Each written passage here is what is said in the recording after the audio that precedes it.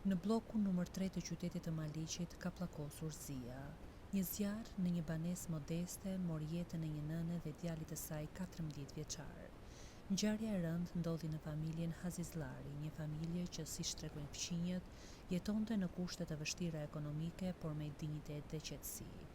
Kryefamiljari punonte çdo ditë për të siguruar të ardhurat minimale, ndërsa Merieme Hazizllari, nëna e 2 fëmijëve, qëndronte në shtëpi dhe kujdesej për Lukën 14 vjeç dhe Nefelin 6 vjeçe, të 2 fëmijë me vështirësi në zhvillim dhe autizëm. Sipas dëshmive të para, gjithçka nisi në ambientin e kuzhinës. Një zhurmë me lehtë, më pas një ertymi dhe brenda pak minutash, shtëpia e vogël u mbush me re të dendura dhe të zeza. Në atë moment, nëna dhe 2 fëmijët ndodheshin brenda. Dyshohet se zjarri u shkaktua nga një krevat sfungjeri pranë kuzhinës, ku fëmijët luanin zakonisht. Flakët nuk ishin të mëdha, por tymi i dendur rezultoi fatal.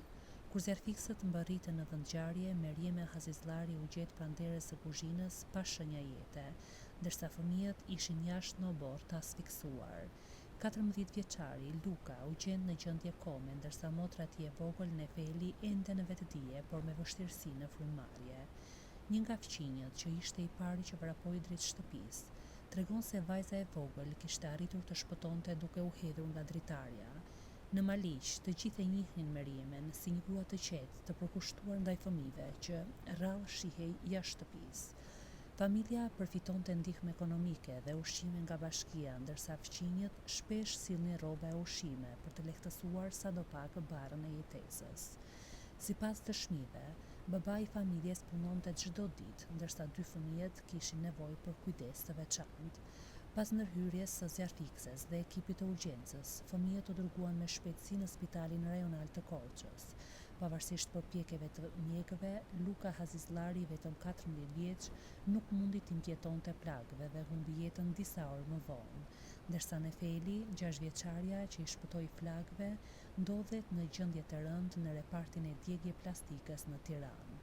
Mjeku i urgjencës konfirmoi se shkaku i vdekjes së nënës ishte asfiksia nga tymi, ndërsa grupi hetimor po punon për të përcaktuar shkakun e saktë të zjarrit. Tragjedia e familjes Hazizllari është më shumë se sa një ngjarje e rëndë. Është një kujtesë për të dhe shumë familje shqiptare që jetojnë në kushte të vështira dhe shpesh të harruara. Në Maliq, njerëzit thonë se nëna dhe djali u larguan bashkë, siç jetuan çdo ditë të pandarë, ndërsa Nefeli e vogël, e mbetur mes dhimbjes dhe kujtimeve, është simboli i shpresës që pavarësisht tragjedive, jeta vazhdon.